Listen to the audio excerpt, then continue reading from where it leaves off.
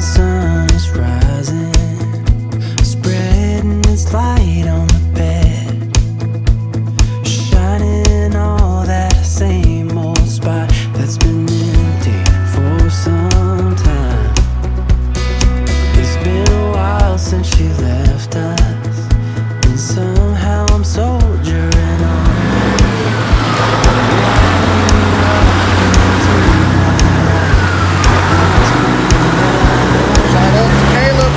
That nice stretch W9.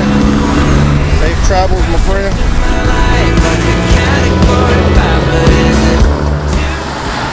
Yeah, what's up, guys? Good morning, good evening, whatever situation you may be watching this right now. And getting ready to hit the road. Finally done with my 34-hour break. Man, it's a drag sometimes, especially when you're stuck. Basically just at a truck stop. You can't go to go buy anything, can't go to the store, just the truck stop. Now, I might say this truck stop has some excellent food with excellent prices, so not a bad thing. At least I had something real good to eat, and it was great. So yeah, about to hit my on-duty time so I can finish my pre-trip and get on the road, guys, because I am excited to keep on moving. If the truck ain't, if the wheels ain't turning, they say, you ain't making no money. And definitely true. Man, guys, another thing I'm gonna tell y'all, this morning, I woke up, and I should have taped it. I missed it. I woke up, I turned the truck on. Well, no, the truck was on. I woke up, and I had a DEF light. My truck has in the center console, it has a touch screen, and that touch screen has also information on the truck. Now it's not just the stereo. I had the DEF light was on, and it was all red. Nothing was flashing. It just said DPF full. And then I had my traction control light was on red, and my suspension light was on red. The craziest thing. So, oh, and the engine light was on. The engine light was on also. So I turned off the truck, and I turn it back on, turn the key back on, see if it'll reset. Well, it won't even do anything. Like, I turn the key and it's completely dead. I mean, completely dead. Nothing's going on. The truck's not. It's going through its going through its diagnostic. You know, like it does every time you turn the key. And that's all it would do. It wouldn't. The gauges wouldn't actually move. Nothing would move. And I was like, oh man. Dang, this sucks. But I got off the truck, I turned off the power to the truck for about 10 seconds, turned it back on, jumped in the truck, everything came to life, everything was working fine. Weird. Never had that happen before. And then I still had the check engine light on, so I left it on for a little bit, turned the truck off, went in to get something to eat, edit my video, upload the video, back to the truck, turned it back on, just to see what it does. It turned on, the light was still on, everything else was working fine, no warnings on the dash or anything. And then I turned it back off, sat for a little bit, and then turned it on again, and on the third time there was no lights at all, no check engine light or nothing. I don't know, maybe because I had it on for such a long time. I haven't never just had it on for that long. It was like 20 hours of having it on. Maybe it didn't like that. I don't know. I mean, I've had this truck for a year, and I haven't really had to sit like that with it on for so long. This is because of the weather. You know, it's kind of chilly, and it's raining and stuff like that. So I had it running, but it was weird. But anyways, everything's working now, and I'm just gonna finish my pre-trip and headed back home, guys. Headed back to La Casa. And always excited about that. Go see my kids, family, the wife. Always excited about all that. So, without further ado, let's get on this road, guys.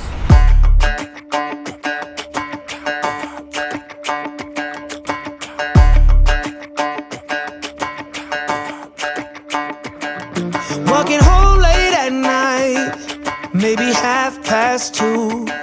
A little drunk, but I'm alright, 'cause I've been hanging with you, and it feels like love. Tell me if I'm wrong, 'cause it feels like love. Yeah, it feels like love. Come on, come on. come on, come on, come on. Don't know what you do, but you make me feel fine. And you can't deny we are not just killing time. You should let me know if you want this true. Baby, you just make me feel crazy. A little crazy for you. Hey. I think about you and I. Man, fortunately everything came off good. Everything went out smooth. Took them about an hour to unload, which is pretty impressive. They unloaded it pretty quick. But man, while I was there, guys, a storm came through. The whole truck was shaking side to side. It got a little hairy there. I wanted to record, but I couldn't because I was getting unloaded. I was inside a facility, and of course, guys, in the chemical industry, you can't film inside any of these facilities because, like I've said before, they hold patents to certain processes, and they don't want us to be filming in there. So, I don't film inside any of the facilities. So, but while I was in there, I really wanted to, but I didn't. But man, we were rocking and rolling, man. Me and Hot Chocolate were holding on. We kind of wanted to stay loaded so we could stay grounded, because man, it was getting crazy. But yeah, I'm here at the yard right now, about to drop the trailer off, and I will have exactly the time I need to get home, and call it a day, guys. Call it a day. But let's go ahead and unhook and head it to the house. It feels like love, yeah. Don't know what you do, but you make me feel fine. And you can't deny we are not just killing time. You should let me know if you want this true. Baby, you just make me feel crazy. A little crazy for you. Well, guys, finally made it home safe and sound. Man, it was definitely crazy last night. There was some areas where it was tossing me around, especially since I already had gotten offloaded, and of course, empty trailer. It's a little more vulnerable getting pushed around. Luckily for us, guys, tankers, we don't get pushed around as much, just because it's a cylinder, so the air just goes over or underneath us. Not like it gets the dry vans or the reefers, stuff with higher walls on the side. So luckily for that, we don't really get tossed around as bad. It's more the truck that gets tossed around because, of course, it's a Peterbilt, it's boxy, and it's going to catch some air. So, but yeah, guys, we made it home safe. Me and Hot Chocolate, we're good. I didn't film anything else last night because, of course, it was dark. But I'm here. One thing I gotta well, it's not really address, but there's always a debate with an automatic transmission, manual transmission, that the automatic transmission was made for women.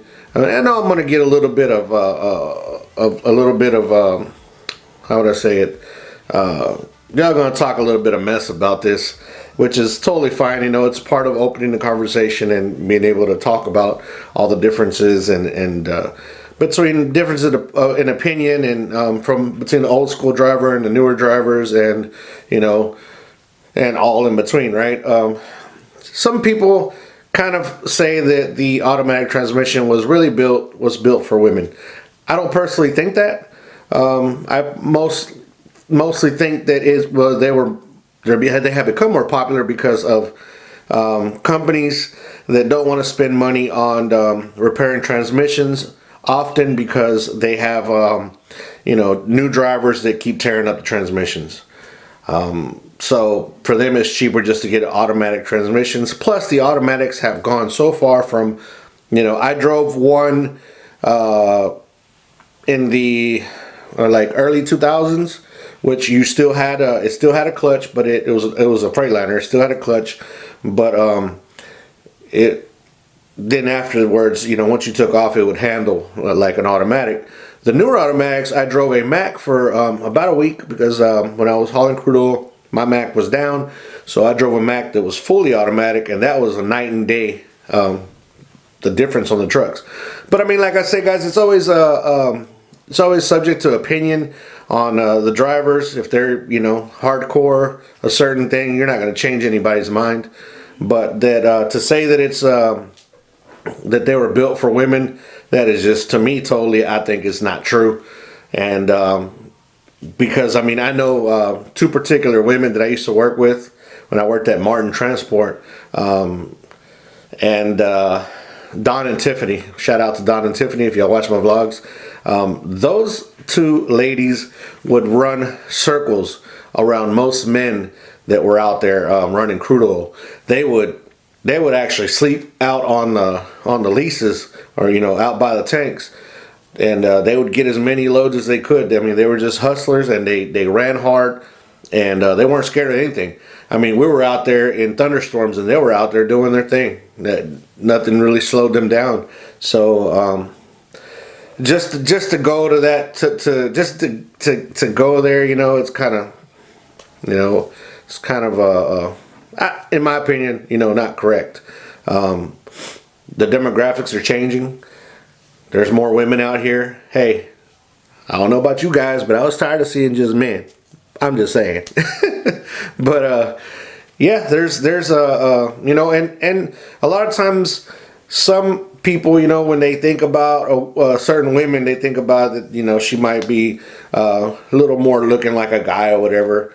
But that's not true. That's not true at all. There is all kinds, and no matter what your preferences or what you do, welcome to trucking life, because we need the truckers out here right now. And no matter what, anybody can drive a truck. You just gotta work hard and get it done. So that's it, guys. Just wanted to address that a little bit, talk a little bit about you know, just that kind of stuff, and keeping it positive. The negativity, some of you guys are just going to be negative. It is what it is. I can't change your mind. But for those that do have an open mind and do think about positive things and try to make a change in the trucking industry, well, you know, that's, I guess, more for you guys and, you know, for people like me. So yeah, guys, with that being said, guys, thank you once again so much for being here, for giving me a chance to go into your house, and to just show a little bit about the trucking life. So yeah, guys, don't forget to like, share. Please like, guys. Please like or share or subscribe. Please subscribe. Give me a chance if you're not subscribed. Anybody contemplating suicide, you guys, we love you, and somebody loves you, and please don't take that avenue. There's always help. 1-800 number, 1-800-273-8255 is the Suicide Lifeline, National Suicide Lifeline for the United States. Oh, one more thing, to Australia, guys. I have you in my prayers. We have you in our prayers for the fires that you guys have had. It's just it's devastating to see any of that happening. You know, we have that a lot happen here in California, and it's always devastating. It's always sad to see people going through stuff like that. So, guys in Australia, we have you in our prayers for sure. United Kingdom, Canada, New Zealand. Thank you guys so much for also watching my vlogs. Shout out to all you guys in all these different countries. But yeah, with that being said, peace, guys. I love you guys, and I'm out of here.